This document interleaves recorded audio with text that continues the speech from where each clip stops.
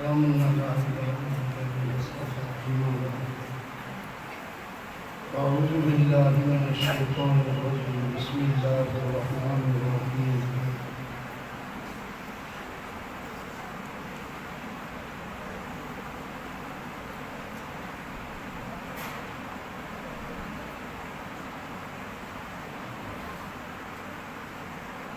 وإن تعدوا نعمة الله لا تحصوها إن الإنسان لظلوم كفار. وقال الله تعالى في مقام آخر: لقد من الله على المؤمنين إذ بعث فيهم رسولا من أنفسهم يتلو عليهم آياته ويزكيهم ويعلمهم الكتاب والحكمة وإن كانوا من قبل لفي ضلال مبين.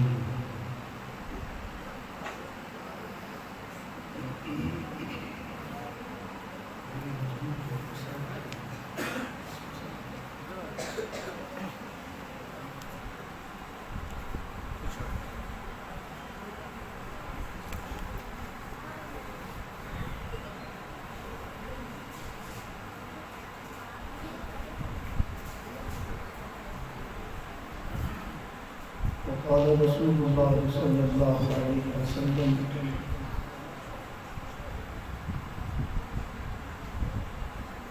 لا يؤمن أحدكم حتى أكون أحب إليه من والده وولده والناس أجمعين. وقال رسول الله صلى الله عليه وسلم: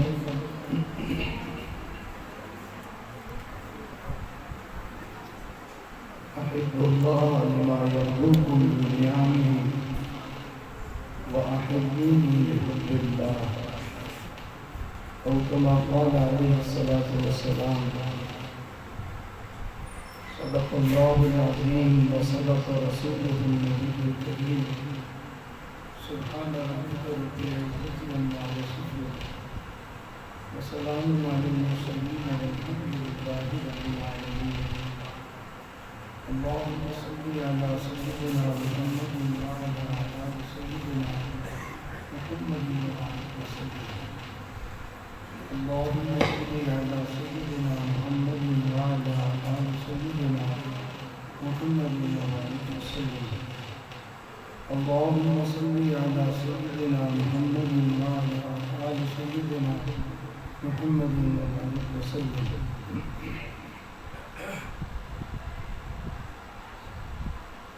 اللہ رب العزت نے اپنے بندوں کو انگنت اللہ تعالیٰ بے حساب نعمتوں سے نوازا ہے۔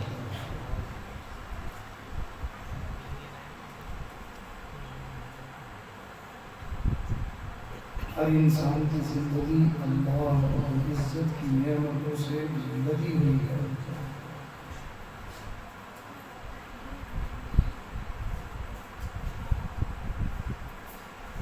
اس سخی ذات کی طرف سے اپنے بندوں کے اوپر نعمتوں کا ایسا تسلسل ہے، نعمتوں کا ایسا تسلسل ہے کہ اس نے اپنے پاک کلام میں گویا کہ اپنے بندوں کو یہ چیلنج کر دیا کہ میرے بندوں، میری نعمتوں کو تم ساری زندگی لگا کے اگر گننا چاہو تو گن بھی نہیں سکتے، شکر کرنا تو دور کی بات ہے۔ اللہ سچے ہیں، اللہ کی کتاب سچی ہے۔ اس وجہ سے ہمارے بزرگوں میں سے بڑے بزرگ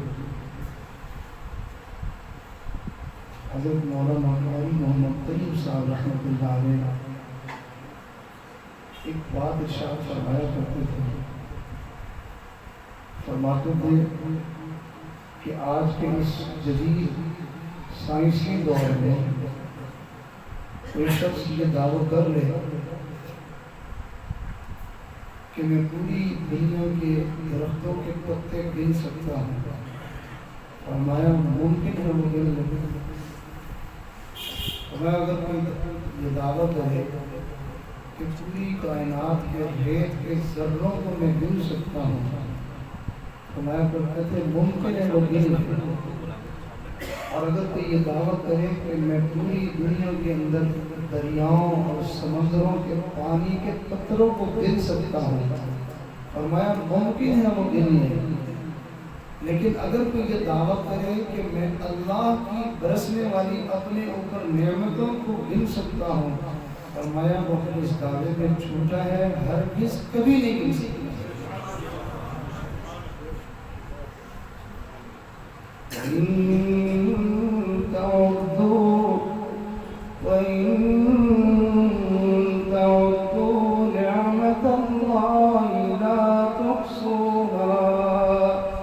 تم اگر نعمتوں کو گننا چاہو تم ہرگز نہیں گن سکتے. لیکن یہاں ایک بات سمجھنے والی ہے، نعمتیں پروردگار ہر ایک کو دیتا ہے، اپنوں کو بھی دیتے ہیں، پرایوں کو بھی دیتے ہیں. یاروں کو بھی نعمتیں اللہ رب العزت عطا فرماتے ہیں اور غداروں کو بھی اللہ تعالیٰ نعمتیں عطا کرتے ہیں. نیکوکاروں کو بھی اللہ تعالیٰ نعمتوں سے نوازتے ہیں اور گناہگاروں اور بدکاروں کو بھی اللہ تعالیٰ نعمتیں عطا فرماتے ہیں.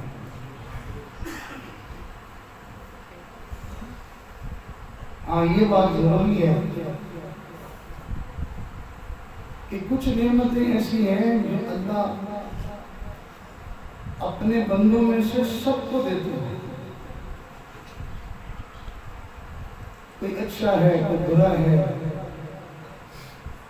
کوئی اپنا ہے، کوئی پرایا ہے. حتیٰ کہ وہ انسان جو پروردگار کو ماننے سے انکار کرتا ہے، کہتا ہے اللہ ہے ہی نہیں، اللہ اس کو بھی نعمتیں دیتے ہیں. خدا کے وجود کا انکار کرنے والے لوگوں کو بھی خدا تعالیٰ اپنی نعمتوں سے ڈھانپے ہوئے. لیکن یاد رکھیں کہ کچھ نعمتیں تو سب انسانوں میں مشترک ہیں، مگر کچھ نعمتیں اللہ کے نیک اور مقبول اور محبوب اور مخصوص بندے اللہ نے اپنی نعمتوں کو ان کے لیے خاص کر دی ہے. وہ اللہ ہر ایک کو نہیں دیتے، وہ صرف اور صرف اپنے پیاروں کو دیتے ہیں. وہ نعمتیں صرف اللہ اپنے یاروں کو دیتے ہیں، اللہ اپنے مقبول بندوں کو عطا فرماتے ہیں. آج کی اس مجلس میں ہم ان نعمتوں کی طرف توجہ دلانے کی کوشش کریں گے تاکہ ہم ان کو اللہ کی نعمت سمجھیں اور اس کی قدر کریں اور شکر ادا کریں. اس لیے کہ جب کسی نعمت پر شکر ادا نہ کیا جائے تو اللہ تعالیٰ کا یہ اعلان بھی ہے، اللہ تعالیٰ کی یہ مبارک عادت بھی ہے، یہ سنت اللہ ہے، اللہ کا طریقہ ہے کہ اللہ کی نعمتوں کی قدر نہ کی جائے، شکر نہ کیا جائے. اللہ اپنی نعمتوں کو واپس لے لیا کرتے ہیں، اللہ نعمتوں سے محروم کر دیا کرتے ہیں.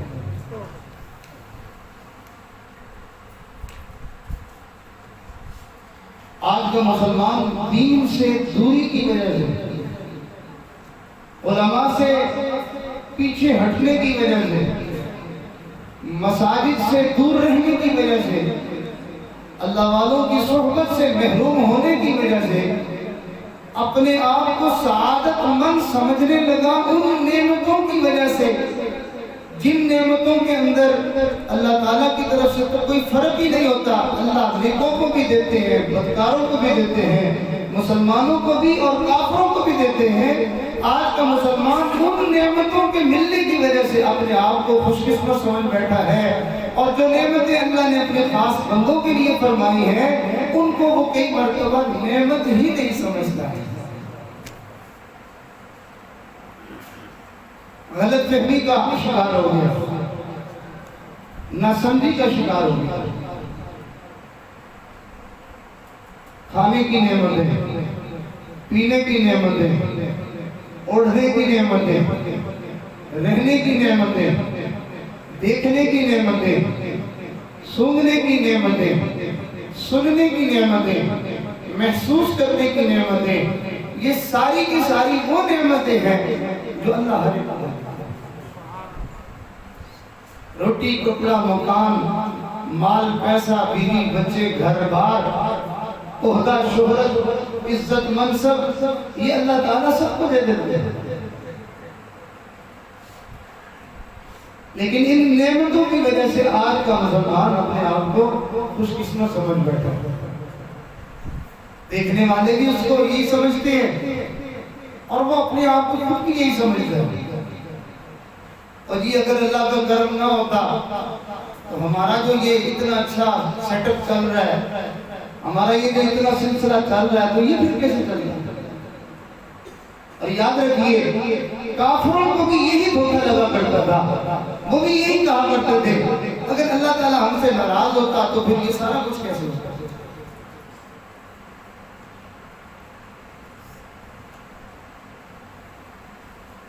चुनाचे मुसलमान मकान अच्छा ना हो कहते बड़ा बदकिस्मत, बस मेरा नसीब ही ऐसा है।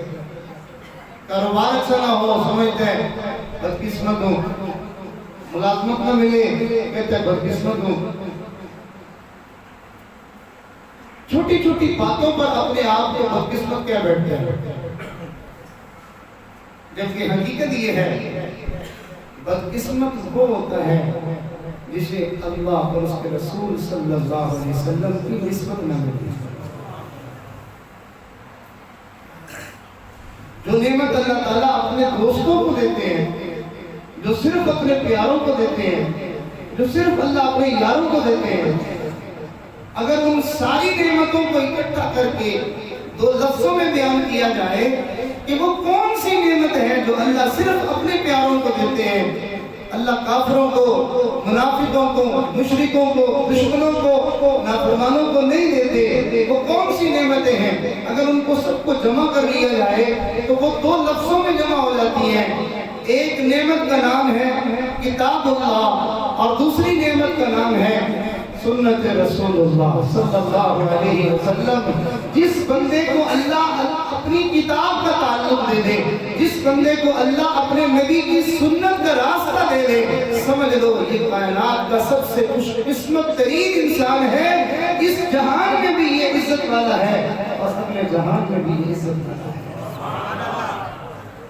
और अगर किसी इंसान को मकाम मिल जाए, कोठी मिल जाए, कारोबार मिल जाए, ओहदा मनसब मिल जाए, शोहरत मिल जाए, वजारत मिल जाए, शाही मिल जाए, नेमतें मिल जाए, सब कुछ मिल जाए, अल्लाह के नबी सल्लल्लाहु अलैहि वसल्लम की मुबारक जिंदगी से उसको महरूम कर दिया जाए या किताबुल्लाह से उसको महरूम कर दिया जाए, जान लीजिए उसको कुछ भी नहीं मिला है। जो कुछ मिला है ये मिला नहीं है, ये तो सारा का सारा जो मिला है इसकी मार के लिए बंदोबस्त किया जा रहा है। यौम युहमा अलैहा फी नारि जहन्नम, यौम युहमा अलैहा फी नारि जहन्नम फतुक्वा बिहा जिबाहुहुम वजुनूबुहुम वज़ुहूरुहुम हाज़ा मा कनज़्तुम लिअन्फुसिकुम फ़ज़ूक़ू मा कुन्तुम तकनिज़ून। जिन लोगों को ये खजाने और ये दौलतें ये सारा कुछ मिलेगा ना, अल्लाह फरमाते हैं कल क़यामत के दिन यही जो कुछ उनके पास होगा इसको हम तपाएंगे, इसको जहन्नुम की आग में हम गर्म करेंगे और उसके साथ उनकी पेशानियों को और उनकी जो है वो पूंछ को और उनकी पुष्ट को हम उसी के साथ दागेंगे और हम कहेंगे ये है वो खजाना जिसको तुम जो है वो बड़ा पसंद करते थे और बड़ी जिससे तुम मोहब्बत किया करते थे, ये है वो माल पैसा। ये तो उल्टा मुसीबत बन जाती है बंदे के अंदर। آج کا مسلمان اگر اس کو کسی دن میں کلام اللہ کی زیارت کرنے کا موقع نہ ملے پریشان نہیں ہوتا. اگر اس سے نبی کی مبارک سنتیں پورا دن میں ایک بھی نصیب نہ ہو پریشان نہیں ہوتا. ہاں روز کی فکری میں سے چند سو کی کمی آ جائے شام کے وقت منہ لٹکائے ہوئے آ رہا ہوتا ہے پوچھو کیا ہوا تلی کی غلطی ہو گئی. اچھا بھلا نظام چل رہا تھا اچھی بڑی ترتیب چل رہی تھی پتہ نہیں کیا ہو گیا. نماز کے چھوٹنے پہ نہیں سوچتا کہ شاید کوئی غلطی ہو گئی کہ مجھے آج میرے پروردگار نے گلی محلے میں سے فلانے کو بھی اپنے گھر بلایا فلانے کو بھی بلایا فلانے کو بھی بلایا اور آج رب نے مجھے نہیں بلایا. کیا غلطی ہو گئی. ہمیں رشتہ دار نہ بلائیں ہمیں فوراً جو ہے وہ ایک دماغ میں ایک سٹوری چل پڑتی ہے یار بات تو کوئی نہیں ایسی ہوئی تھی کہیں کوئی اونچ نیچ تو نہیں ہوئی تھی کہیں کوئی مسٹیک تو نہیں ہوئی تھی شادی میں فلانے کو بھی بلا لیا فلانے کو بھی بلا لیا مجھے نہیں بلایا. پتہ نہیں کیا وجہ کوئی ناراضگی ہے کیا مسئلہ ہے. رشتہ دار نہ بلائے ہم کہتے ہیں ہم سے شاید کوئی غلطی ہو گئی. اگر پروردگار نہ بلائے ہم کہتے ہیں میں نہیں گیا. ہماری کیا اوقات ہے. اللہ جسے بلائے اللہ اپنے گھر پہ جس بندے کو بلائے اور وہ نہ آئے یہ کیسے ہو سکتا ہے. شہر کا ڈی پی او ہمیں پیغام بھیج دے ہمارے پاس نوٹس بھیج دے ہمیں اپنے آفس میں بلا لے ہم تو دوڑتے نہیں جی میری کیا مجال آپ بلائیں اور میں نہ آؤں. جو خالق و مالک پوری کائنات کا رب العالمین ہے وہ مجھے بلائے اور ہم کہیں میں نہیں گیا. ہماری اوقات اتنی کہاں. جسے چاہا در پہ بلا لیا جسے چاہا اپنا بنا لیا. یاد ہے وہ واقعہ مکہ کے سرداران جمع ہیں اور آپس میں بیٹھ کے بات کر رہے ہیں یار یہ روز کا مسئلہ ایک ہی دفعہ نمٹا لیا جائے. نعوذ باللہ ثم نعوذ باللہ. یہ نبوت کی بات کرنے والا اور یہ نبوت کی جو ہے وہ اعلان کرنے والا اور ہمارے آباء و اجداد کے دین سے ہمیں جو ہے وہ ہٹانے والا کیوں نہ ہم اس کا کام ہی تمام کر دیں. کون ہے جو ہمت والا یہ کام کر دکھائے. ایک بندہ کھڑا ہوتا ہے جوان ہے بڑا شجاعت والا ہے بڑی ہمت اور دلیری والا ہے اور بالکل نڈر ہے. وہ کھڑا ہوتا ہے کہتا ہے یہ بھی کوئی بڑا کام ہے میں کر کے آتا ہوں. تلوار لے کے نکلتا ہے کہاں جا رہے ہو. میں اس ناپاک ارادے کے لیے جا رہا ہوں لیکن جا کے تو دکھاؤ. نکلا تھا اس ارادے سے اور اللہ نے وہاں پہنچنے سے پہلے دل کی دنیا کو بدل کر اور ہم اللہ کے دربار پہ نہ جائیں کیسے ہو سکتا. نبی علیہ الصلوۃ والسلام کے صحابی دیکھتے دروازے میں سے اللہ کے نبی عمر آئے اللہ کے محبوب نے شان فرمایا اسے آنے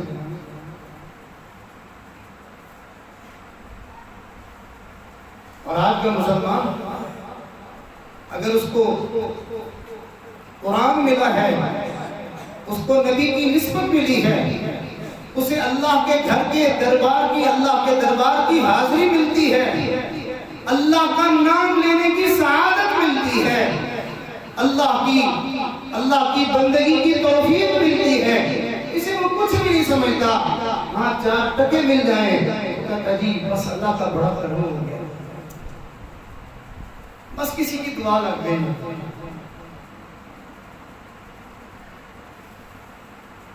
اور ہم سب کا تقریباً یہ اللہ ماشاءاللہ کچھ اللہ کے بندے جن کے دل میں ان چیزوں کی عظمت نہیں رہتی ہے مگر نہ ہم جس کا مکان اچھا جس کا گھر اچھا جس کا کاروبار اچھا جس کو دنیا میں ماما ملی ہم لوگ اس کے بارے میں یہ کہتے ہیں یار بڑا نصیب والا بندہ ہے بڑا نصیب والا. اور پتہ ہے یہ مال پیسہ گاڑی بنگلہ عہدہ منصب اس کے ملنے پر نصیب والا سمجھنے والے لوگ کون تھے. اللہ کے قرآن سے پوچھئے. اللہ کا قرآن بتاتا ہے کہ ان چیزوں کے ملنے کی وجہ سے جو کسی کو خوش قسمت سمجھنے والے تھے وہ اہل ایمان نہیں تھے وہ اہل کفر تھے. کافر لوگ ان چیزوں کے ملنے کی وجہ سے وہ ان لوگوں کو خوش قسمت سمجھا کرتے تھے. ایمان والے خوش قسمت کسی اور بات پر سمجھا کرتے تھے. ایمان والے خوش قسمت سمجھتے تھے اس کو جس کے سینے میں قرآن ہو. ایمان والے خوش قسمت سمجھتے تھے اس کو جس کو 5 وقت اللہ کے دربار میں حاضری نصیب ہو. ایمان والے خوش قسمت سمجھتے تھے اس کو جس کے رات کے آخری پہر میں پروردگار کے سامنے مناجات کرنے کی سعادت ملے. ایمان والے خوش قسمت سمجھتے تھے اس کو جو سر کے بالوں سے لے کے پاؤں کے ناخنوں تک محمد کریم کی سنتوں میں مزین ہوتا تھا. لوگ اس کو خوش قسمت سمجھا کرتے تھے. آج دیکھو کوئی قرآن کا حافظ ہے, کوئی نبی کی حدیث کا عالم ہے, کوئی نمازوں کا اہتمام کرنے والا ہے, کوئی رات کے آخری پہر میں اٹھنے والا ہے, کوئی اللہ کے ساتھ تعلق جوڑنے والا ہے. ہم اس کو رش کی نگاہ سے نہیں دیکھتے, ہم اس کو حسرت کی نگاہ سے نہیں دیکھتے, ہم اس کو قسمت والا نہیں سمجھتے. ہاں ہم قسمت والا سمجھتے ہیں تو اس کو جس نے تھوڑے سے کپڑے ہوئے کپڑے پہنے اور یہ چودھری صاحب, حتیٰ کہ ایسا آدمی عقل سے بھی عاری ہو لوگ اس کو بھی سمجھ لیتے. اگر وہ پاگلوں والی کوئی بڑ مار دے, کوئی بک بک کر دے تو لوگ یہ نہیں کہتے کہ اس کی عقل نہیں ہے, کہتے کہ خدا بادشاہ ہے, رہتا پھر بھی وہ بادشاہ ہی ہے. اور یہاں دیکھو جن کے سینوں میں اللہ کی محبت معظم ہے, جن کے سینوں کو اللہ نے اپنے نبی کی حدیثوں کے لیے پسند کر لیا ہے, جن کے سینوں کو اللہ نے اپنے مقدس کلام کے لیے چن لیا ہے, آج دنیا والے ان کو معمولی سمجھتے ہیں. صرف ظاہری کپڑے ہلکے ہونے کی وجہ سے لوگ سمجھتے ہیں. اور یہ کیا قرآن کہتا ہے کہ جب قارون اپنے لاؤ لشکر کے ساتھ, اپنی ٹھاٹ باٹ کے ساتھ, اپنی شان و شوکت کے ساتھ, اپنی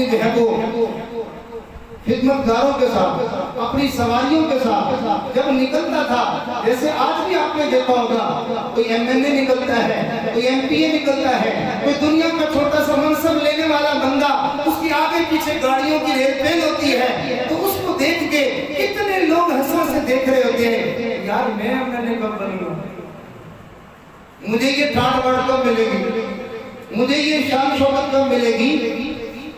تو اللہ کا قرآن کہتا ہے جب قارون اس شان کے ساتھ نکلتا تھا نا, تو اس کو دیکھنے والے لوگ بھی کچھ منہ سے گالیں ٹپکایا کرتے تھے. اور وہ پتہ کیا کہا کرتے تھے, کہا کرتے تھے یار بڑی قسمت والا بندہ ہے. کیا اس کی قسمت ہے؟ منہ کالا ہے اس کا دل کالا ہے. اللہ نے اس کو اپنے دشمنوں کی قطار میں کھڑا کیا ہے اور ہم اس کو قسمت والا سمجھتے ہیں.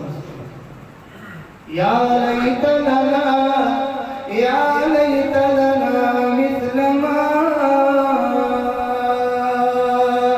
اوتی قارون انہ لذو حظ عظیم. وقال الذین اوتوا العلم ویلکم ثواب اللہ خیر لمن آمن وعمل صالحا ولا يلقاها الا الصابرون. کہا کرتے تھے یا لیت لنا مثل ما اوتی قارون, اے ہمیں بھی ایسے نہیں کرتا نا, انہو لذو حظ عظیم, یار بڑا قسمت والا بندہ ہے, بڑے نصیب والا بندہ ہے. تو اس زمانے کے وہ لوگ اللہ فرماتے ہیں جن کو ہم نے اس زمانے میں آسمانی کتابوں کا علم دیا ہوا تھا, جن کو ہم نے سمجھ بوجھ دی ہوئی تھی, اس وقت وہ بھی یہی کہا کرتے تھے وقال الذین اوتوا العلم بینکم, اب کہا کرتے تھے تمہارا ستیہ ناش ہو, یہ بھی کوئی چیز ہے جس کے پیچھے تم مر رہے ہیں. اصل تو بات ہے کہ بندے کو ایمان نصیب ہو جائے اور بندے کو اعمال صالحہ کی سعادت نصیب ہو جائے, وہ بندہ قسمت والا ہوا کرتا ہے. مگر یہ اعمال صالحہ اور ایمان کی دولت سے اپنے آپ کو قسمت والا سمجھنا اس دن سمجھ آئے گا جس دن ہماری آنکھیں بند ہو جائیں گی اور ہم گھر میں بے حس پڑے ہوئے ہوں گے اور گھر کے لوگ ہماری ساری زندگی کی کمائی ہوئی جائیداد کو آپس میں باتیں کر رہے ہوں گے اور بانٹ رہے ہوں گے. पापा जी को तो उठाएं, चौधरी साहब को तो यहाँ से उठाएं और जाके वहाँ खामोश कॉलोनी में मट्टी के हवाले कराएं, और जो आज तक इन्होंने कमाया है फलाने वो तेरा है और ये तेरा है और वो मेरा है, और ये तो खाली हाथ जायज कर दिया। और हमने उन्हीं चीजों को लेने के लिए हमने नमाजें कुर्बान की हुई थी, उन्हीं चीजों को कमाने के लिए हमने जो है वो कुरान करीम को छोड़ा हुआ था, उन्हीं चीजों को लेने के लिए हमने मदनी करीम की मुबारक जिंदगी को नजरअंदाज किया हुआ था, उन्हीं चीजों को हासिल करने के लिए हम लोग ऐसे मगन हुआ करते थे कि हम दीन की बात सुनने के लिए तैयार नहीं होते थे।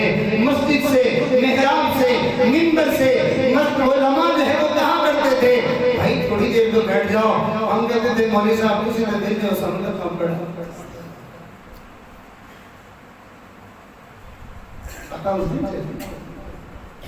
आज दुनिया वाले कहते हैं मौलवी भीख मंगे, मौलवी भीख मंगे, भीख मांगते हैं।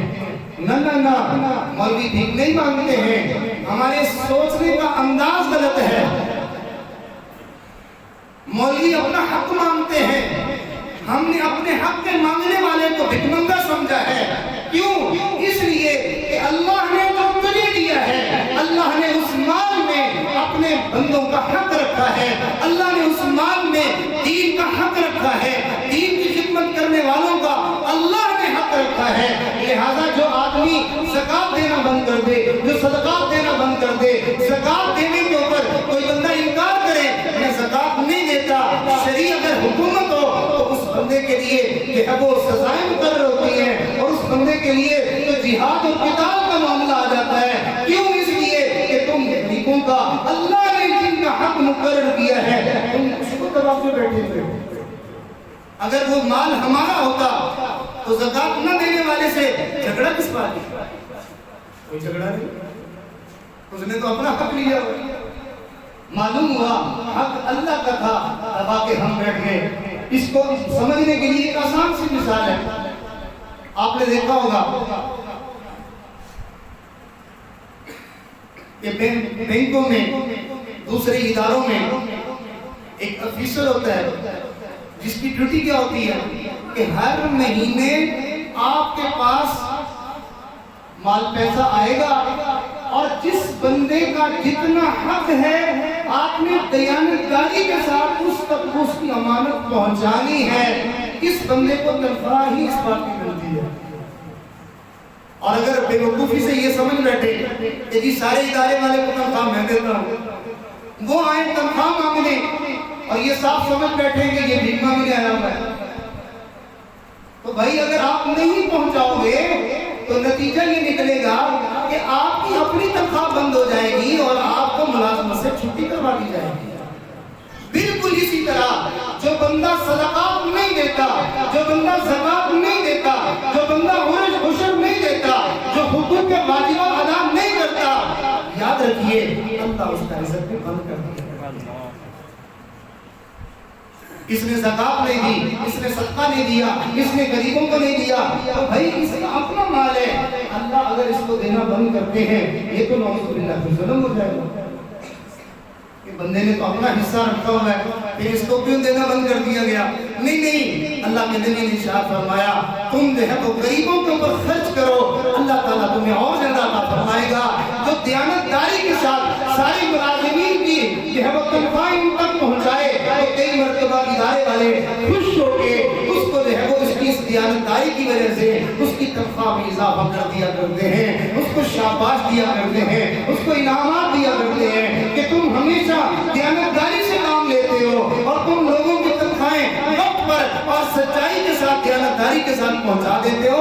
हम तुम्हारे इस काम पर खुश हैं, लिहाजा कितने इजाफी पैसे इनाम के तौर पर हम तुम्हें देते हैं। और अगर डंडी मारे तो याद रखिए दीन वाले मंगे नहीं, दीन वालों को उस वक्त कहना पड़ा जब हमने मसाजिद का हक भी दबा लिया, हमने मदारिस का हक भी दबा लिया, हमने गरीब बच्चों का हक भी दबा लिया, दीन की खिदमत करने वालों का हक भी दबा लिया। अरे सारी पुलिस आपके खर्चे से पलती है, सारे हुकूमत के सारे जो है वो इदारे आपके जो है वो टैक्स जो है वो चल रहे हैं, सारी फौज और सारे ऑफिसर आपकी आमदनी से पल रहे हैं। तो यार जो आपको अल्लाह के दीन की बातें समझाने वाला उस परवरदिगार का बनाया हुआ ये सारा निजाम और ये कायनात, जो उसकी तरतीब, जो उसकी फौज और जो उसकी पुलिस है, तो उसका खर्चा भी तो अल्लाह ने आपके माल में डाल के भेजा।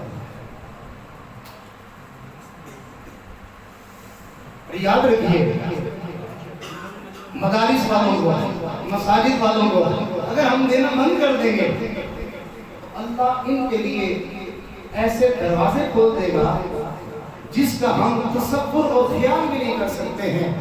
अल्लाह ने अपने दीन के निजाम को चलाना है, जो जितना मर्जी उसके ऊपर पाबंदियां लगा ले, ये दीन चलता ही है। बेशक मदरसों वाले साल के बाद खाले इकट्ठी किया करते थे, पाबंदी लग गई और तरह तरह के जो है वो मामला ऐसे कर दिए गए कि खाले जो है वो मदरसों की एक आमदन का सिलसिला था वो बंद हो गया। बहुत सारे उलमा परेशान हो गए और ये समझने लगे कि शायद अब मदरसों का सिलसिला नहीं चलेगा। सिर्फ इतना ही हुआ कि अल्लाह के दीन के वो खादिम जो अपनी खुशी को कुर्बान करके अपने घरों को नहीं जाते थे, बल्कि घर घर जाके खाद इकट्ठी किया करते थे, अल्लाह ने उनकी छुट्टी करवाई है। तुम भी आसानी से, सुकून से, मजे से ईद मनाया करो, तुम्हें जो है वो खाले इकट्ठी करने की जरूरत नहीं, हम कोई और निजाम बनाएंगे। तो खालों के बंद होने की वजह से मदरसा तो कैसे बंद नहीं होगा। बहरहाल मैं ये बात अर्ज कर रहा था कि अल्लाह रब्बुल इज्जत का ये दस्तूर है, अल्लाह ताला की बनाई हुई ये तरतीब है कि अल्लाह रब्बुल इज्जत दीन वालों की वजह से हमें भी देते हैं वो नेमतें जो अल्लाह अपने खास बंदों को अता फरमाते हैं। उसका नाम किताबुल्लाह है और उसका नाम सुन्नत रसूलुल्लाह है। आज तक अल्लाह ताला ने किसी अपने दुश्मन को अपना कुरान नहीं दिया है। आज तक किसी गंदी जुबान पर अल्लाह ने इस कुरान को जारी नहीं होने दिया है। अभी कुछ अर्सा पहले आपने देखा, बल्कि मैं तो समझता हूँ अल्लाह अपने बंदों तक ये पैगाम पहुंचाना चाहता था कि देखो ये लोग जो झूठ मूठ के जो है वो इज्जत वाले बने फिरते हैं, अल्लाह की नजर में ये इतने नापसंदीदा हैं कि अपनी जुबान से कोशिश कर रहे हैं कि कुरान करीम की कोई आयत जुबान से अदा करे, मगर अदा नहीं कर पाते। कुरान की एक आयत उनसे जुबान से नहीं निकलती है।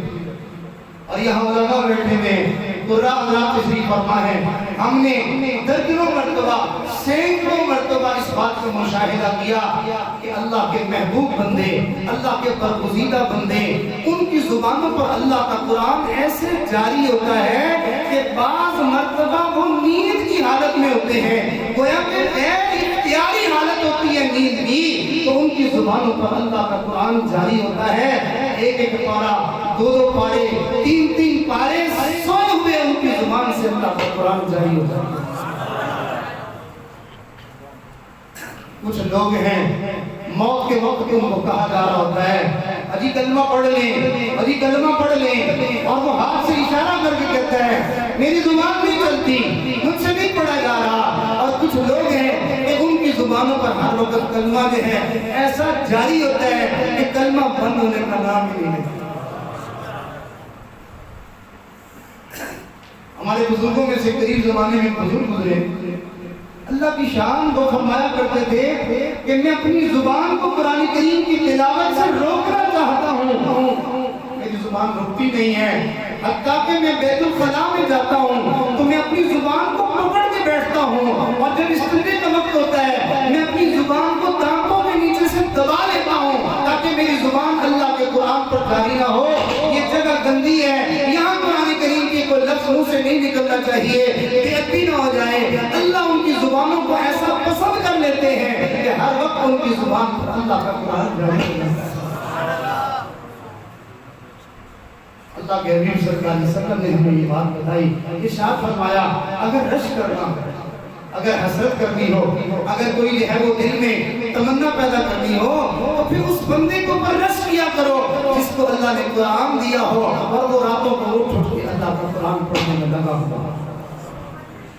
अल्लाह के नबी खुद फरमा रहे हैं کہ اگر تم نے دل میں رشک پیدا کرنا ہے، دل میں حسرت پیدا کرنی ہے، دل میں تم نے چاہت پیدا کرنی ہے، تو لوگوں اس چیز کی تمنا اور چاہت پیدا کرو کہ اللہ مجھے بھی یہ دولت نصیب فرما۔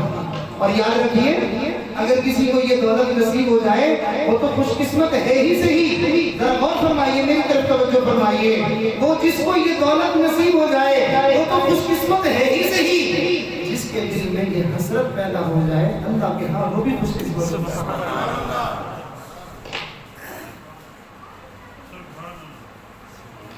ایک حداد تھے، لوہا کوٹنے والے تھے، لوہا کوٹتے تھے، بچوں کے لیے رزق حلال کا انتظام کرتے تھے۔ اللہ کی شان،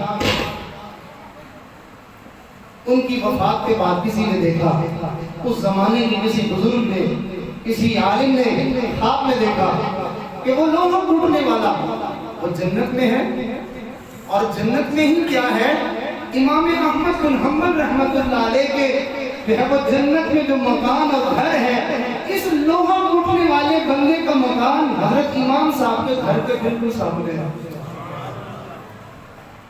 بزرگ سمجھتے تھے کہاں امام احمد بن حنبل جن کو اللہ نے اپنا دیدار کروایا، اور ایک بار نہیں، دو بار نہیں، اللہ رب العزت نے 100 بار اپنا دیدار کروایا۔ جب قرآن کریم کے مسئلے کے اوپر ان کو سزا ملی تو کتابوں میں لکھا ہے کہ خواب میں اللہ رب العزت کا دیدار ہوا اور ارشاد فرمایا احمد تجھے میرے قرآن کی وجہ سے تکلیف پہنچائی گئی۔ اچھا احمد تمہیں پھر بہت تکلیف ہوئی۔ علماء نے لکھا ہے جو امام صاحب کے پشت کے اوپر کوڑے برسے تھے، اگر وہ ایک کوڑا کسی ہاتھی کے اوپر لگتا وہ ہاتھی بھی بلبلا پڑتا۔ جو امام صاحب کی پشت کے اوپر کوڑے پڑے تھے، جہاں کوڑا لگتا تھا وہ ساتھ کھڑی بھی کو پھیڑ کے رکھ دیتا تھا۔ جب کہ وہ کوڑے لگ کے ہٹے تو حضرت امام صاحب کی پشت کے اوپر کھال نہیں تھی بلکہ کھال کا قیمہ بنا ہوا تھا۔ اللہ تعالیٰ پوچھ رہے احمد تجھے بڑی تکلیف ہوئی؟ ہاں اللہ تجھے بڑی تکلیف ہوئی۔ اچھا احمد تجھے میرے قرآن کی وجہ سے دکھ اٹھانا پڑا، تکلیف اٹھانی پڑی، لو اس کا انعام ہم تجھے دیتے ہیں، یہ ہمارا چہرہ ہے، جی بھر کے دعا کر۔ یہ امام احمد بن حنبل وہ بزرگ سمجھتے تھے کہ امام صاحب کا کیا مقام ہے، تو انہوں نے خواب میں اس لوہا کوٹنے والے سے پوچھا کہ میاں کہاں تم جو ہے وہ ایک عام سے بندے اور کہاں امام صاحب کا مقام اور مرتبہ، تجھے جنت میں ان کا پڑوس کیسے مل گیا؟ کہنے لگا میں دنیا میں امام صاحب کا پڑوسی تھا، میں دنیا میں امام صاحب کا پڑوسی تھا۔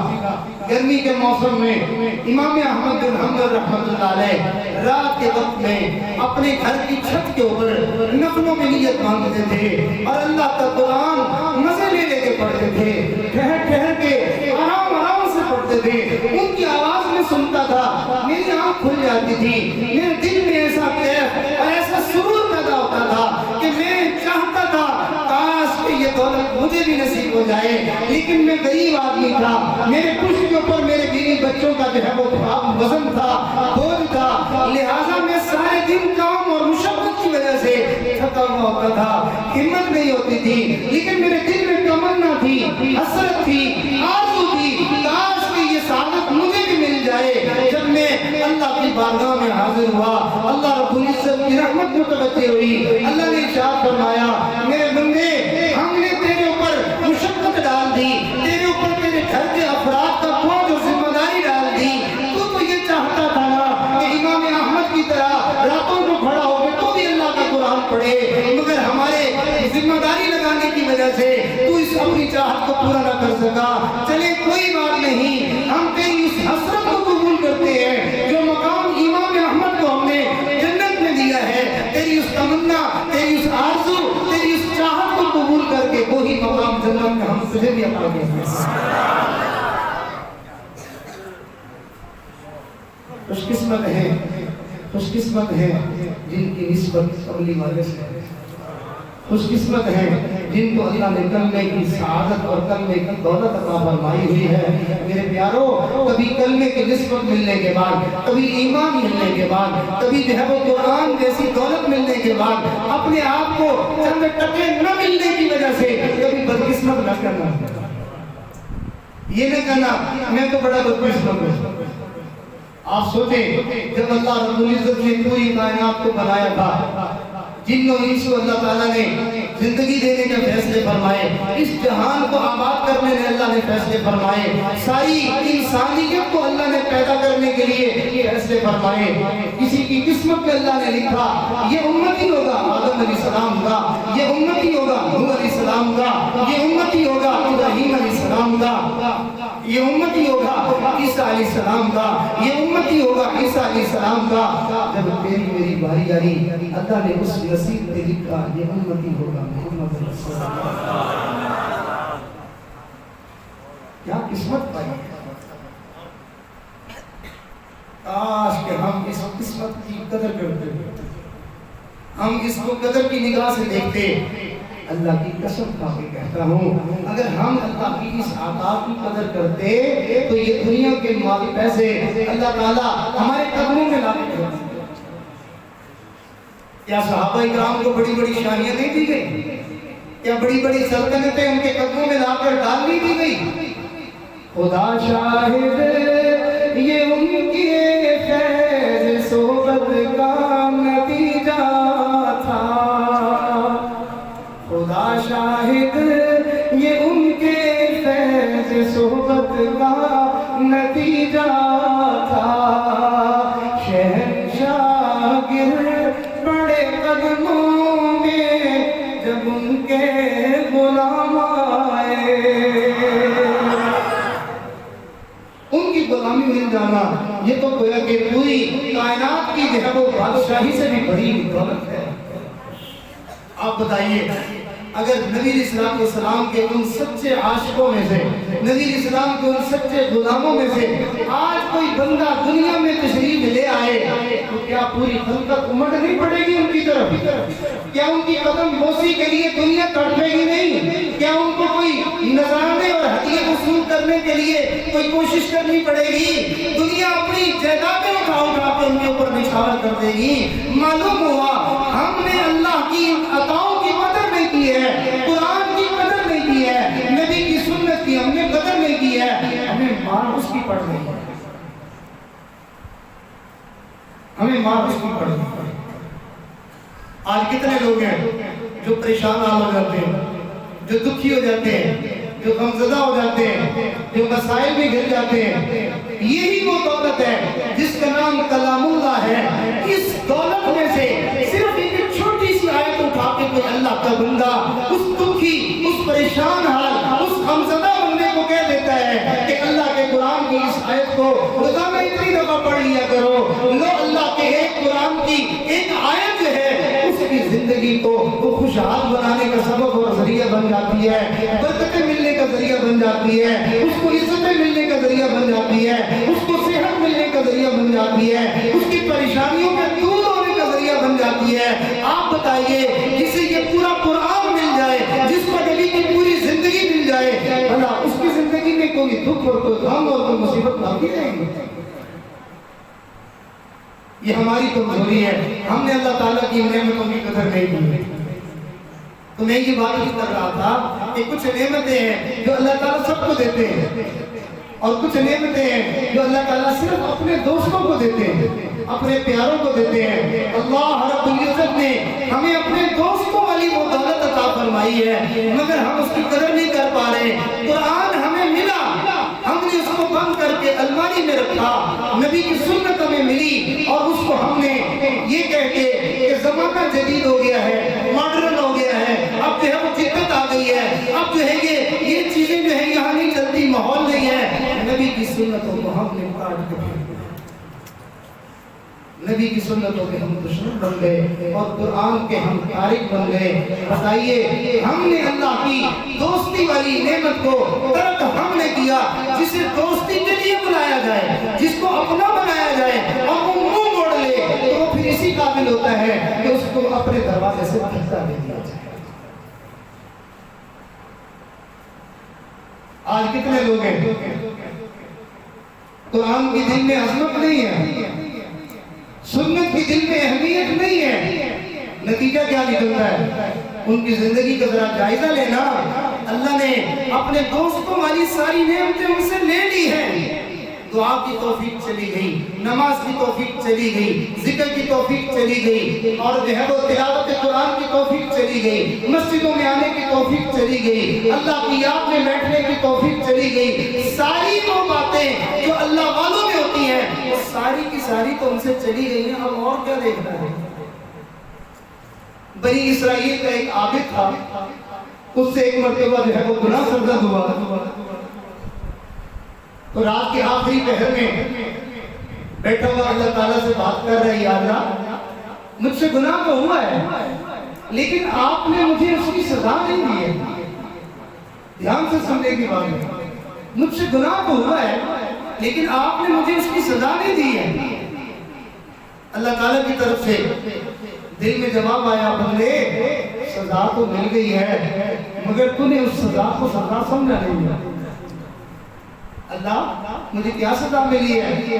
فرمایا غور کرو، جس دن سے تم نے گناہ کیا ہے اس دن سے ہم نے تہجد کے بعد جب تم دعائیں مانگتے تھے ہم تمہارے دل کو نرم کر دیتے تھے اور تمہارے اوپر گریہ اور رونے کی کیفیت کو ہم طاری کر دیا کرتے تھے، جب تم ہمارے سامنے روتے تھے ہماری رحمتیں تمہیں ڈھانپ لیا کرتی تھی، جس دن سے تم نے گناہ کیا ہے اس دن کے بعد تمہیں رونا نہیں آیا۔ اب ان کو سمجھو یہ تو اس دن سے گیا، ہمیں تو مہینوں گزر جاتے ہیں، ہمیں تو سالوں گزر جاتے ہیں، ہمیں اپنے رب کے سامنے رونا نہیں آتا۔ نبی اسلام نے دل کی سختی کے بارے میں اللہ سے پناہ مانگی، اللہ میں آپ سے پناہ مانگتا ہوں دل کے سخت ہونے کی، اور علماء نے لکھا ہے دل کی سخت ہونے کی کئی ساری نشانیاں ہیں اور ان میں سے ایک بڑی نشانی یہ ہے جس بندے کا دل سخت ہو جائے اسے اللہ کے سامنے رونا نہیں آتا، نہ نماز میں رونا آتا ہے، نہ دعا میں رونا آتا ہے، نہ تنہائی میں رونا آتا ہے، نہ ان کو محفلوں میں رونا آتا ہے، جیسے دل پتھر ہو گئے۔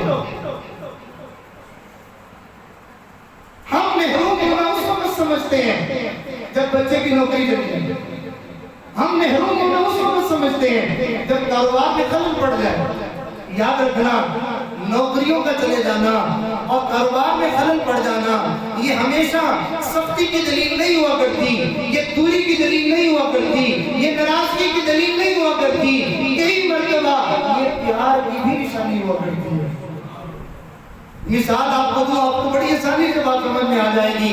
آپ نے کئی مرتبہ دیکھا ہوگا ماں اپنے بیٹے سے محبت کرتی ہے، پیار کرتی ہے، مگر وہ یہ چاہتی ہے کہ میں ذرا اپنے گھر کے کچھ کام سمیٹ لوں۔ اب وہ بچہ ماں سے چپکا ہوا ہوتا ہے، وہ اپنی ماں کو چھوڑنا نہیں چاہتا، ماں اپنے بچے کو دور کرنا چاہتی ہے، تو اس کے دور کرنے کا طریقہ کیا ہوتا ہے کہ اس کے سامنے کچھ کھانے کی چیزیں، کچھ پینے کی چیزیں، کچھ کھیلنے کی چیزیں اپنے اور بچے کے درمیان میں حائل کر دیتی ہے اور بچے کو کہتی ہے بیٹا یہ دیکھو یہ کیسی چیز ہے۔ بچہ جیسے ہی ان کھلونے میں الجھتا ہے ماں وہاں سے سائڈ پہ ہو جاتی ہے، اور جب ماں اپنے کام سے فارغ ہوتی ہے تو وہ بچہ تو منہمک تھا، وہ تو کھلونوں میں لگا ہوا تھا، وہ تو بڑا خوشباش تھا، لیکن ماں چاہتی تھی اب میرے بچے کو میرا وصل مل جائے۔ وہ آتی ہے اور وہ آ کے ایک ہاتھ سے سارے کھلونوں کو یوں ہٹا دیتی ہے، بچہ رونے لگتا ہے، اس کو پکڑ کے سینے سے لگا لیتی ہے۔ وہ تو رو رہا تھا کہ بھی مجھ سے کھلونے نہ لے، مجھ سے چیزیں نہ لے، لیکن ماں چاہتی ہے میرے بیٹے کو میرا وصل مل جائے۔ ایسے ہی کئی مرتبہ بندے اور رب کے درمیان کاروبار آڑے آیا ہوا ہوتا ہے، دنیا کے دھندے آڑے آئے ہوئے ہوتے ہیں۔ اللہ اس کی مصروفیت کو ختم کرنے کے لیے، اس کو اپنا قریب کرنے کے لیے اللہ اس کا کاروبار بند کروا دیتے ہیں، اللہ اس کی ریل پیسے کی تو بند کروا دیتے ہیں۔ کیا مطلب جب کچھ نہیں ملے گا پھر کون یاد آئے گا؟ اللہ۔ ہزاروں غم مٹانے کو خدا کا نام کافی ہے، میری بگڑی بنانے کو خدا کا نام کافی ہے،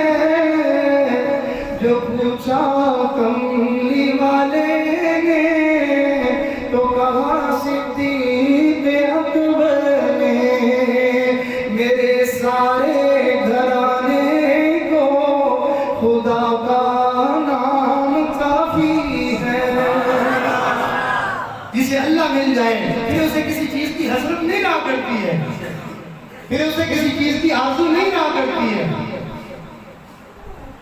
میرے عزیزو، اللہ نے ہمیں بہت بڑی دولت عطا فرمائی ہے۔ ہم خوش قسمت لوگ ہیں کہ اللہ کے حبیب صلی اللہ علیہ وسلم کی مبارک زندگی ہمیں ملی ہے، اللہ کے محبوب کا لایا ہوا قرآن ہمیں ملا ہے۔ ہمیں چاہیے اس کو ہم اپنے سینے سے لگائیں۔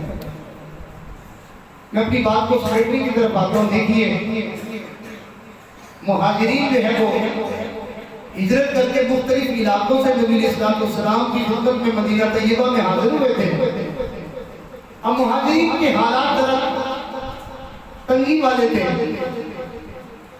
تو نبی علیہ السلام نے یہ چاہا کہ مال غنیمت آیا ہے تو یہ مہاجرین میں بانٹ دیا جائے۔ اب انصار صحابہ میں تھے، کسی نوجوان نے جب یہ دیکھا کہ بھی مال صرف مہاجرین کو ملا، ہمیں نہیں ملا، تو انہوں نے جو ہے وہ میچور پن کا مظاہرہ نہ کیا، بلکہ ایک جو ہے وہ جلدی والا معاملہ کر لیا اور یہ کہہ دیا کہ جی دیکھیں، تلواریں ہماری خون سے آلودہ ہوتی ہیں، یعنی جہاد میں ہم آگے آگے ہوتے ہیں، اور جب مال ملنے کی باری آتی ہے تو دیکھو ان انصار کو ساتھ دیکھو۔ اب یہ بات چلتی چلتی نبی علیہ السلام کی خدمت میں پہنچ گئی۔ اللہ کے حبیب صلی اللہ علیہ وسلم کو یہ بات سن کے ذرا دکھ ہوا۔ آپ نے ارشاد فرمایا سارے انصار ایک جگہ جمع ہو گئے۔ سارے انصار جب جمع ہو گئے تو آپ نے ارشاد فرمایا دیکھو کوئی غیر انصاری تو نہیں ہے۔ صحابہ نے دائیں بائیں دیکھا اور عرض کیا اللہ کے نبی کوئی غیر انصاری نہیں ہے۔ اب آپ نے خود کا ارشاد فرمایا اور اس کے بعد آپ نے ارشاد فرمایا اے انصار کی جماعت، میں اللہ کے رسول تم سے ایک سوال کرتا ہوں، میں تم سے پوچھتا ہوں کہ کیا تم اس بات پر راضی نہیں ہو کہ آج کا جب کوئی گھر جائے گا کوئی اپنے ساتھ بکری لے جائے گا، کوئی بھیڑ لے جائے گا، کوئی جو ہے وہ جانور اور کوئی گھوڑا اور کوئی اونٹ لے جائے گا، لوگ اپنے اپنے گھروں میں جب جائیں گے تو یہ مال لے جائیں گے اور تم اپنے ساتھ اللہ کے رسول لے جاؤ، کیا تم اس فیصلے پہ راضی نہیں ہو؟ صحابہ تو تڑپ کے رہ گئے، اللہ کے نبی کیوں نہیں، ہم اس تقسیم پہ راضی ہیں۔ حضرت نبی اسلام نے فرمایا میں نے یہ بات سنی ہے، حضرت سعد رضی اللہ تعالیٰ عنہ جو انصار صحابہ کے جو ہے وہ سردار تھے وہ کھڑے ہو گئے اور انہوں نے اللہ کے نبی صلی اللہ علیہ وسلم سے معافی مانگی اور کہنے لگے اللہ کے نبی ہم سے کسی سمجھدار آدمی نے ایسی کوئی بات نہیں کی ہے، کسی نوجوان نے جلد بازی میں ایسی بات کر دی ہو، میں پوری قوم کی طرف سے آپ سے معافی مانگتا ہوں۔ اللہ کے نبی ہم اس بات پر راضی ہیں کہ ہمیں کچھ نہ ملے، ہمیں اللہ کے رسول مل جائے، ہم اللہ کی اس تقسیم پر راضی ہیں۔ میرے دوستو، دنیا والے مال پیسے سے خوش ہوتے ہیں، دنیا والے عہدے منصب سے خوش ہوتے ہیں، دنیا والے اپنے کاروبار سے خوش ہوتے ہیں، ہمیں اللہ نے اپنے محبوب صلی اللہ علیہ وسلم کی مبارک زندگی نصیب فرمائی ہے، قرآن کی دولت عطا فرمائی ہے۔ مسلمان کو جس دن قرآن پڑھنے کی توفیق مل جائے، جس دن نماز پڑھنے کی توفیق مل جائے، جسے اللہ کے اور رسول صلی اللہ علیہ وسلم کا نام لینے کی توفیق مل جائے، بھلے مال پیسہ نہ ملے، اس کو چاہیے کہ وہ اپنے رب کا شکر ادا کرے، اللہ تیرا شکر ہے میں تیری اس توفیق پر اور اس سعادت کے ملنے پر میں راضی ہوں۔ یاد رکھیے اللہ نے اعلان کر دیا جو دنیا میں میرے تھوڑے رزق سے راضی ہو جائے گا، جب قیامت کے دن وہ میرے پاس آئے گا تو میں بھی اس کے تھوڑے عملوں سے راضی ہو کے اس کو جو ہے جنت عطا فرما دوں گا۔ میرے دوستو، یہ ربیع الاول کا مہینہ یہ ہمیں ہر سال کچھ سمجھانے آ جاتا ہے، یہ ہمیں کچھ بتانے آ جاتا ہے، یہ ہمیں جھنجھوڑنے آ جاتا ہے، یہ ہمیں متوجہ کرنے آ جاتا ہے۔ اے امت محمدیہ کے لوگوں، تم وہ امت ہو، تم جیسی قسمت والی امت اس سے پہلے دنیا میں نہیں آئی، ایسی سعادتوں والی امت تم سے پہلے نہیں آئی۔ دیکھو تو صحیح، اللہ نے تمہیں نبی کیسا دیا، اللہ نے تمہیں کتاب کیسی دی ہے، تم اس سعادت والی نعمتوں کے ملنے کے بعد بھی تم نے جو ہے اپنے آپ کے ساتھ ظلم کیا ہے، قرآن کو بھی چھوڑ دیا اور نبی کی سنتوں کو بھی چھوڑ دیا۔ ایک بزرگ عجیب بات کہا کرتے تھے، فرمایا کرتے تھے صحابہ اکرام جب کوئی عمل کرتے تو وہ سمجھتے تھے کہ میرے نبی کی سنت ہے، وہ اس کو اپنی زندگی کا حصہ بنا لیتے تھے، اپنے سینے سے لگا لیتے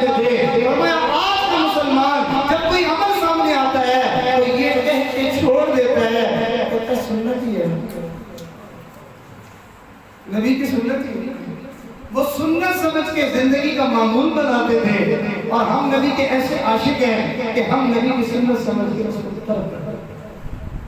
اور یہ تو کوئی ضروری نہیں ہے میرے دوستو، ربیع الاول کا مہینہ ہمیں متوجہ کرنے کے لیے دیکھو، اس کے بغیر نہ دنیا میں تمہیں کامیابی ملے گی اور نہ آخرت میں کامیابی ملے گی۔ کامیابیاں ملنے کے جتنے دروازے تھے، کامیابیاں ملنے کے جتنے دروازے تھے، سعادتیں ملنے کے جتنے دروازے تھے، برکتیں ملنے کے جتنے دروازے تھے، اللہ نے سب بند کر دیے ہیں۔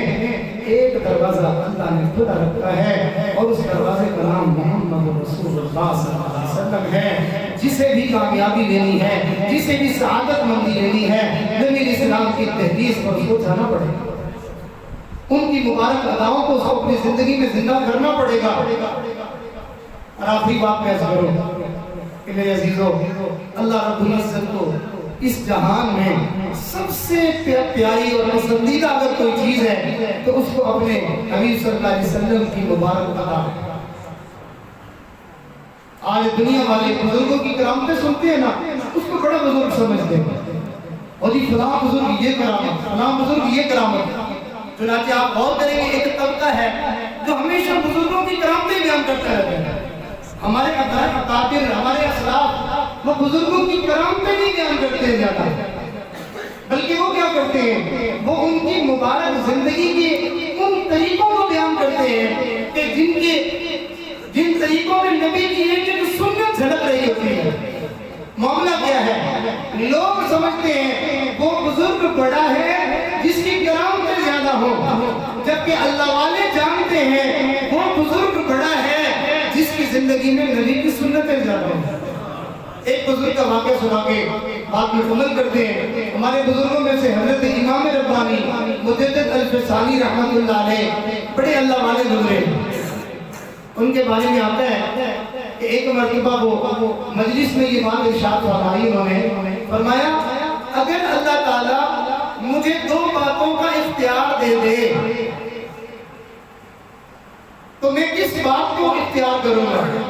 فرمایا پہلی بات کہ میرے شہر کے قریب یہ قبرستان ہے، اگر اللہ تعالیٰ مجھے اختیار دے کہ ہم تجھے کرامت دیتے ہیں کہ تم قبرستان میں جا کے صرف ایک دفعہ کہو تم بِإِذْنِ اللَّهِ، تو ہم تمہیں کرامت دیتے ہیں کہ پورے قبرستان والے مردے اٹھ کے کھڑے ہو جائیں گے۔ ہم تمہیں اعزاز دیتے ہیں، تمہیں یہ کرامت دیتے ہیں۔ اور فرمایا دوسری طرف میرے اللہ مجھے یہ اختیار دے، چاہو تو تم وہ لے لو اور چاہو تو ہم تمہیں اپنے نبی کے طریقے پر تھوک پھینکنے کی سعادت دیتے ہیں۔ حضرت فرمایا کرتے تھے میں کرامت کو چھوڑ دوں گا، میں نبی کے سنت کو تھوک پھینکنے والا جو طریقہ ہوگا اس کو لے لوں گا۔ اور فرمایا کرتے تھے کرامتوں کے ظاہر ہونے سے انسان لوگوں میں مقبول ہو جاتا ہے، اور سنتوں کے انسان کی زندگی میں آنے سے انسان اللہ کے ہاں مقبول ہو جاتا ہے۔ تو میرے دوستو، آج کی اس مجلس میں ہم دل میں نیت کریں، ارادہ کریں، کھانا تو ہے ہی صحیح نا، سارے کھاتے ہیں تو بھئی کھانا تو ہے ہی صحیح، کیا ہی اچھا ہے کہ ہم اس کھانے کے ذریعے سے اپنے اللہ کو راضی کریں۔ ایک کھانے سے ہم خوش ہوتے ہیں اور ایک کھانے سے اللہ اور اس کے رسول بھی خوش ہوتے ہیں۔ وہ کھانا جس سے اللہ اور اس کے رسول خوش ہوتے ہیں وہ کیا ہے؟ بھئی آپ کھانا کھانے سے پہلے ہاتھ دھو لیا کریں، کھانا کھانے سے پہلے آپ دسترخوان بچھا لیا کریں، کھانا کھانے سے پہلے آپ جو ہے وہ سنت طریقے پہ بیٹھ جایا کریں، کھانے کے اندر آپ سنتوں کا خیال کر لیا کریں، بسم اللہ پڑھ لیا کریں، اور لقمہ چھوٹا چھوٹا لے لیا کریں، اپنے سامنے سے کھا لیا کریں۔ یہ چھوٹی چھوٹی سنتیں ہیں۔ آپ جب اس طریقے سے کھانا کھائیں گے، آپ کھانا کھا کے ہٹیں گے، صرف آپ کا پیٹ جو ہے وہ کھانے سے نہیں بھرے گا بلکہ آپ کا دل نور سے بھی بھر جائے گا، اور آپ کا نامہ اعمال اجر و ثواب سے بھی بھر جائے گا۔ ہم میں سے ہر بندہ سوتا تو ہے ہی صحیح نا، تو وہی سونے کے سے پہلے آپ نبی کی سنت کا خیال کر لیا کریں کہ آپ جب بستر کی طرف جائیں تو کپڑا لے کے یہ ہاتھ سے ہی 3 دفعہ بستر کے اوپر جو ہے اس کو جھاڑیں اور 3 دفعہ کہیں بسم اللہ بسم اللہ بسم اللہ کہہ کے اس بستر کو جھاڑ دیں، سارے مضر اور گندے اثرات وہاں سے دفع ہو جائیں گے، آپ کا بستر جو ہے وہ بالکل صاف ہو جائے گا۔ پھر جب آپ بستر پر لیٹ جائیں بس دائیں طرف آپ لیٹ جائیں، بھلے چند منٹوں کے بعد آپ کی سائڈ بدل بھی جائے، آپ ساری رات سوتے رہیں گے اور نیکیاں لکھنے والے فرشتے آپ کے نامہ اعمال میں نیکیاں لکھتے رہیں گے، اور پروردگار آپ کو محبت کی نگاہ سے دیکھتا رہے گا کہ میرا بندہ میرے محبوب کے طریقے کو اپنائے ہوئے ہے، لہذا ہمارے پاس یہ بہت بڑی سعادت ہے، ہم کلام اللہ کو سینے سے لگائیں اور نبی کی سنت کو اپنی زندگیوں میں زندہ کرنے کی کوشش کریں۔ اللہ رب العزت سے دعا ہے اللہ ہم سب کا آنا، مل بیٹھنا، کہنا سننا قبول فرمائے۔ وآخر دعوانا ان الحمدللہ رب العالمین۔ ایسے موقعوں پر جب اس طرح کی باتیں ہوتی ہیں تو نبی علیہ الصلوۃ والسلام کے تذکرے اور آپ کی باتیں ہوتی ہیں، تو ایسی مجلسوں کو اللہ تعالیٰ اپنی رحمتوں سے ڈھانپتے ہیں، اللہ کی رحمت بارش کی طرح برسنا شروع ہو جاتی ہے، قبولیت والی یہ مجلسیں ہوتی ہیں، لہذا ان مجلسوں میں مانگی جانے والی دعائیں قبول ہوتی ہیں۔ کسی نے نبی علیہ السلام سے پوچھا، اللہ کے نبی اگر میں اللہ سے دعا مانگوں قبولیت کی گھڑی مجھے مل جائے تو میں کون سی ایسی دعا ہے کہ جس کو میں مانگ لوں؟ نبی علیہ السلام نے ارشاد فرمایا اگر تمہیں ایسا موقع مل جائے تو تم اللہ تعالیٰ سے بخشش مانگ لینا۔ ایک پیغمبر علیہ السلام کے پاس قوم آئی اور انہوں نے کہا پیغمبر علیہ السلام ہمارے پاس نعمتیں نہیں، آپ اللہ سے مانگیں۔ تو وہ پیغمبر علیہ السلام اللہ تعالیٰ سے مانگنے لگے، اے اللہ میری قوم کو معاف کر دے، اے اللہ ہمیں معاف کر دے۔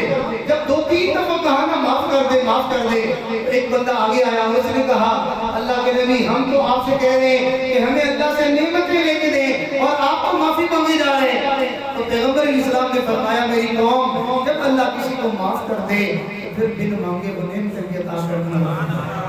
تو اس لیے ایسے موقع پہ ہمیں اللہ تعالیٰ سے معافی مانگنی چاہیے۔ اور بہت سارے دوستوں کے دل میں یہ خیال آتا ہے جی ہم تو گناہگار ہیں، ہم بھلا کیسے نبی کی سنتوں سے اپنے آپ کو مزین کر سکتے ہیں، ہم کیسے سنتوں پر چل سکتے ہیں، ہماری کیا اوقات ہے؟ یاد رکھیے ہماری کوئی اوقات نہیں ہے، ہم اتنے لوگ نہیں ہیں۔ آپ سوچئے کہ ہم نبی علیہ السلام کی امت میں پیدا ہونے کے قابل تھے؟ کیا ہماری یہ اوقات تھی کہ ہم نبی علیہ السلام کی امت سے پیدا ہو جاتے ہیں؟ جن کی امت میں پیدا ہونے کے لیے پہلے زمانے کے انبیاء بھی تمنا کر رہے ہیں اور دعائیں مانگ رہے ہیں، تو اگر اللہ نے اپنے فضل اور رحمت سے ہمیں ان کا امتی بنا دیا ہے، ہم اللہ سے مانگیں گے تو انشاءاللہ وہ ہمیں ان کا متبع اور فرما بردار بھی بنا دے گا۔ تو سارے دوست خطبہ سنیں، توبہ کے کلمات ہم سب مل کے اللہ کی بارگاہ میں پڑھتے ہیں۔ ان کلمات کے پڑھنے سے اللہ کی رحمت سے امید ہے کہ اللہ تعالیٰ ہم سب کے گناہوں کو معاف فرما دیں گے۔ کیوں؟ اس لیے کہ یہ وہ الفاظ ہیں جو نبی علیہ السلام کی زبان مبارک سے نکلے ہیں، اور آپ کی یہ تعلیم ہے کہ اللہ سے توبہ کرنے والا بندہ اگر یہ الفاظ پڑھ لے اللہ اس کے گناہوں کو معاف کر دیتے ہیں۔ بلکہ علماء کا مجمع ہے، کسی بھی عالم سے پوچھئے کہ کوئی کافر اگر اس مجمع میں آ جائے تو یہ کلمات اس کو پڑھا دیے جائیں، کیا اللہ اس کو معاف کر دے گا؟ جواب ملے گا ان کلمات سے تو کفر بھی معاف ہو جاتا ہے۔ تو یقیناً ان کلمات کو توبہ سے ہم نیت سے پڑھیں گے اللہ ہماری بھی مغفرت فرما دیں گے۔ میری مائیں بہنیں بیٹیاں دور بیٹھی اس آواز کو سن رہی ہیں، وہ بھی اپنے رب کی طرف متوجہ ہو کر اپنے گناہوں پر توبہ کی نیت فرما لیں گی، اللہ تعالیٰ ان کی بھی مغفرت فرما دیں گے انشاءاللہ۔ ہم یہاں سے جب لوٹیں گے تو بخشے بخشائے اپنے گھروں کو جائیں گے انشاءاللہ۔ خطبہ سنیے الحمدللہ وکفی وسلام علی عبادہ الذین اصطفی، اما بعد یہ کلمات پڑھ لیجئے۔ اعوذ باللہ من الشیطان الرجیم، بسم اللہ الرحمن الرحیم، لا الہ الا اللہ محمد رسول اللہ، آمنت باللہ وملائکتہ وکتبہ ورسلہ والیوم الآخر والقدر خیرہ وشرہ من اللہ تعالی البعث بعد الموت، آمنت باللہ کما ہوا فی اسمائہ وصفاتہ وقبلت جميع أحكامه إقرارا باللسان وتصديق بالقلب، أشهد أن لا إله إلا الله وأشهد أن محمدا عبده ورسوله استغفر الله ربي من كل ذنب وأتوب إليه استغفر الله ربي من كل ذنب وأتوب إليه استغفر الله ربي من كل ذنب وأتوب إليه برحمتك یا ارحم الراحمین. ان کلمات کو جس نے سچے دل سے توبہ کے نیت سے پڑھا وہ دل میں یقین کر لے کہ اللہ نے مجھے معاف کر دیا.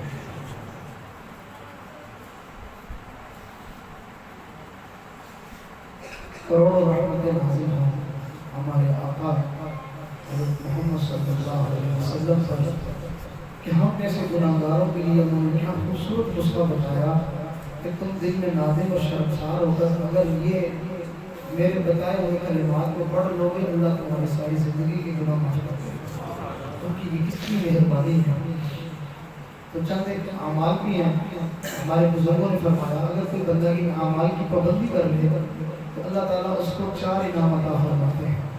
ان کو سن لیجئے اور پابندی سے کرنے کی کوشش کیجیے. یہ اعمال کسی بزرگ کے بتائے ہوئے نہیں ہیں, یہ خود پروردگار کے بتائے ہوئے ہیں. اللہ نے اپنے پاک کلام میں بتائے اور خود حضور پاک صلی اللہ علیہ وسلم نے ان اعمال کو اپنی امت کو تعلیم دی ہے. تو لہذا ان اعمال کا اثر اور اس کا فائدہ یقینی ایسے ہے جیسے 2 اور 2 4 میں یقینی ہے, ایسے ہی ان اعمال کے جو ہے وہ نفع اور فائدہ اس قدر یقینی ہے. سن لیجیے 4 فائدے کیا ہیں. پہلا فائدہ کہ جو بندہ ان اعمال کی پابندی کرتا ہے رفتہ رفتہ اس کے دل میں اللہ کی محبت بڑھتی ہے.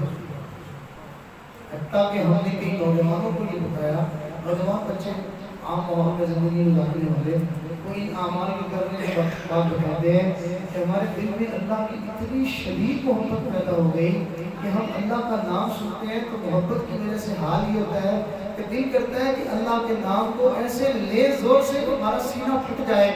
اللہ کا اتنا پیار ہمارے سینے کے اندر موجود ہوتا ہے. اللہ کی یاد میں بیٹھے ہوئے روتے رہتے ہیں.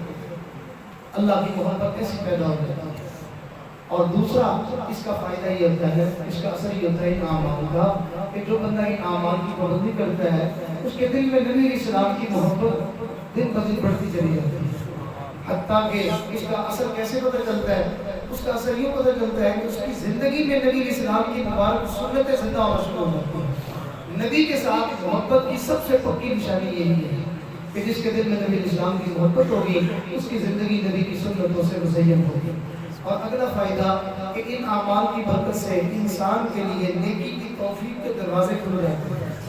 تلاوت کی توفیق, ذکر کی توفیق اور جو ہے وہ نمازوں کی توفیق, حتیٰ کہ تہجد گزار بنا دیتے ہیں انسان کو یہ اعمال.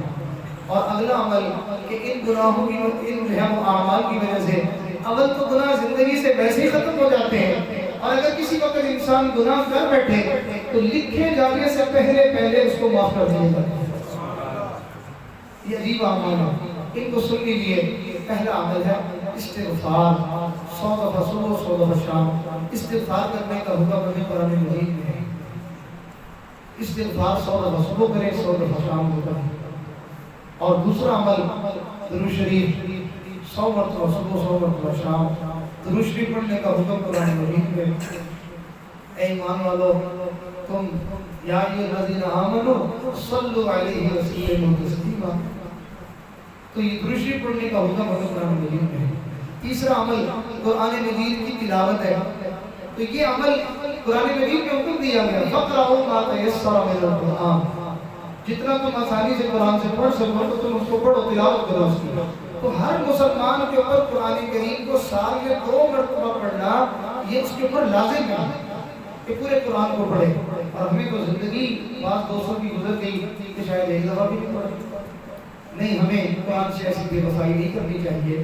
قرآن برکتوں والی, رحمتوں والی, شفا والی کتاب ہے, اس سے بڑا انعام ملتا ہے انسان کو. اور اگلا عمل ہے اللہ تعالیٰ کا ذکر کرنا. اللہ کا ذکر کرنا کیسے کریں؟ اللہ فرماتے ہیں وَذْكُرْ اسْمَ رَبِّكَ, تو ذکر کر اپنے رب کے نام کا. ہمارے رب کا نام کیا؟ اللہ. تو ذکر کر اپنے رب کے نام کا.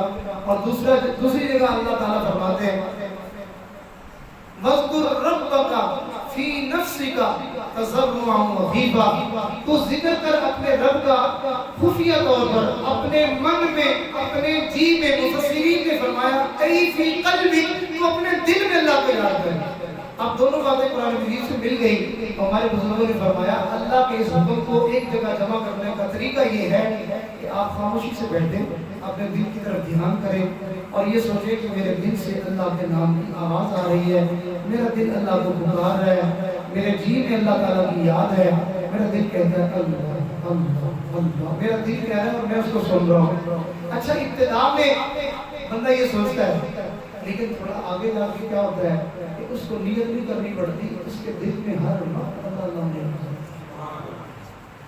اس لیے اس اللہ کے حکم کو پورا کرنا چاہیے۔ اور تیسری جگہ فرمایا تبارک اسم ربک، برکت والا ہے تیرے رب کا نام۔ تو جو بندہ اللہ کا برکت والا نام دن میں چند مرتبہ لیتا ہے تو اللہ اس کی زندگی میں، اس کی صحت میں، اس کے کاروبار میں، اس کے ہر عمل میں اللہ برکتیں عطا فرما دیتے ہیں۔ تو اس لیے اس عمل کو بھی اپنی زندگی کا معمول بنا لیا جائے۔ اور اگلا عمل ہے چلتے پھرتے اٹھتے بیٹھتے سوچوں میں، خیالوں میں اللہ کو یاد رکھنا۔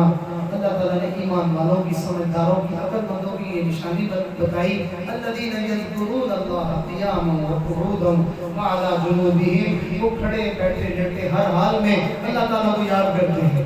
تو ہمارے بزرگوں نے فرمایا بھئی کسی نہ کسی سوچ میں تو گم ہونا ہی ہے، اپنے رب کے خیالات میں اپنے آپ کو گم کر دو، چلتے پھرتے اٹھتے بیٹھتے رب کی سوچوں میں زندگی گزارو، ہاتھ کار ول اور دل یار ول، ہاتھوں سے دنیا کا کام دھندا کرتے رہو اور دل سے اپنے یار کو یعنی اللہ تعالیٰ کو یاد کرتے رہو۔ یہ چند اعمال ہو گئے۔ اور چھٹا عمل ہے کہ اپنے بزرگوں کی مجلس میں باقاعدگی کے ساتھ، اہتمام کے ساتھ آنا جانا رکھنا۔